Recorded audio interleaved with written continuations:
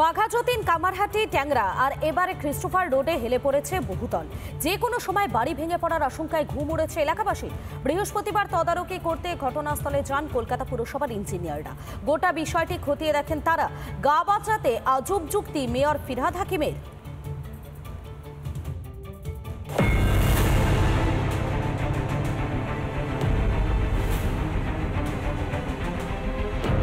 পুরসভার তরফ থেকে একটা সাইনবোর্ড টাঙিয়ে দিয়ে যাওয়া হয়েছে যে এটি বিপজ্জনক বাড়ি এবং এই বাড়িকে খালি করানোর নির্দেশ দেওয়া হয়েছে পুরসভার পক্ষ থেকে। এবং তোমাকে জানিয়ে রাখবো, সেই নোটিশ বাড়ির চতুর্দিকে টাঙানো হয়েছে। তৃণমূলের শাসনে বেআইনি বহুতলের রমরমা। বাঘাযতীন, কামারহাটির পর এবার ট্যাংরায় হেলে পড়ল বহুতল। পাশাপাশি দুটি বাড়ি একে অপরের দিকে ঝুঁকে পড়েছে। পুরসভার নজরে আসতেই 3 দিনের মধ্যে বহুতল ভেঙে ফেলার নোটিশ। দায় ঝাড়তেই টাঙানো হয়েছে বিপজ্জনক বোর্ডও। বাড়ির যে সামনের অংশ সেখানে কিন্তু সাবধান করে দেওয়া হয়েছে, বিপজ্জনক বাড়ি।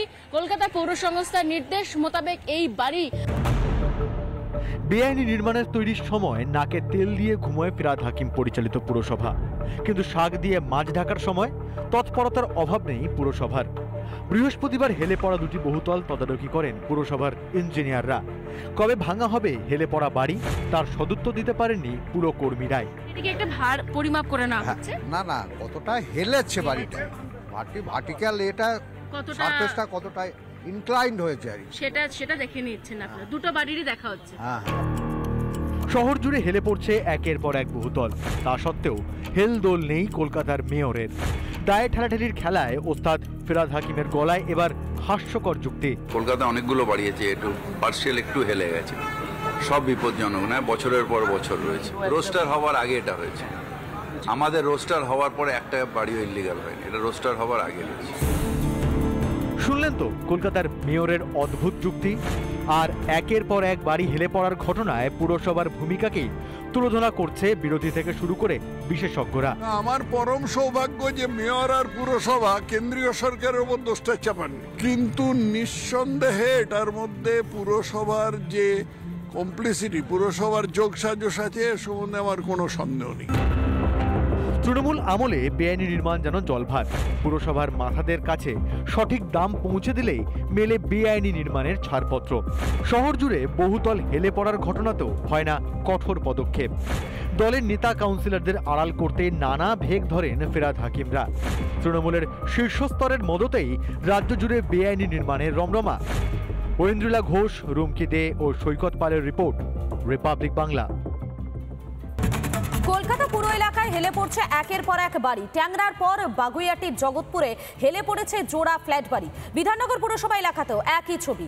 দক্ষিণ নারায়ণপুর এলাকায় হেলে পড়া একটি বহুতলের হদিশ। আতশ কাচের তলায় বিধাননগর পুরসভা।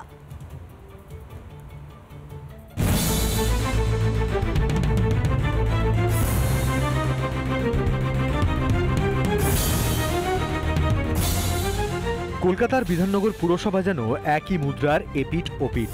বিধাননগর পুরসভার 3 নম্বর ওয়ার্ডে হেলে পড়া বহুতলের খোঁজ। খবর চাউর হতেই দক্ষিণ নারায়ণপুরের ওই বহুতলের বাসিন্দাদের অন্যত্র সরিয়ে নিয়ে যাওয়া হয়।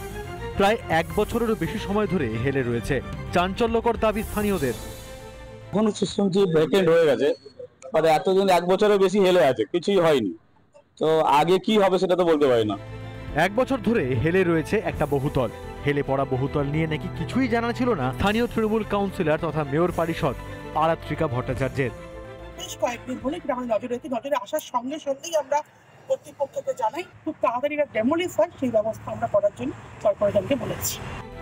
শুধু নারায়ণপুরই নয়, বাগুইয়াটির জগৎপুরে দুটি ফ্ল্যাট বাড়ি হেলে পড়েছে বলে নজরে আসে স্থানীয়দের। পুকুর বুঝিয়ে বেআইনিভাবে বাড়ি দুটি তৈরি হয়েছে বলে অভিযোগ স্থানীয়দের। কিভাবে জলভূমিতে গড়ে উঠছে বহুতল? এই জায়গাটা সব পুকুর ছিল তো এখন তো হেলে গেছে বিল্ডিংটা। হয়তো আমাদের গায়ে পড়লে আমরাই আগে, আমাদের এই আগে যাবে। এটা কি জানিয়েছিলেন কাউন্সিলরকে যে এই বিল্ডিং? সবাই জেনে শুনে এই কাজ করে। 23 নম্বর ওয়ার্ডের তৃণমূল কাউন্সিলরের দাবি তিনি নাকি কিছুই জানেন না। হ্যাঁ, এটা তো আমার অজান্ত ছিল, আমি জানতাম না। বছর বা 3 বছর কাউন্সিলর, এগুলো আমার সময় হয়নি। আমি সাধারণ মানুষের সঙ্গে সবসময় পাশে আছি। মানুষের বিপদে সবসময় আমি তাদের পাশে আছি, আমি দেখব। প্রাণের কলকাতা এখন তাসের ঘর। তৃণমূল আমলে অবৈধ নির্মাণ নিয়ে শাসক দলের কাউন্সিলরদের তুলোধনা করতে ছাড়েনি গেরুয়া শিবির। এটা হলো তৃণমূলের বাংলা, এগিয়ে বাংলা।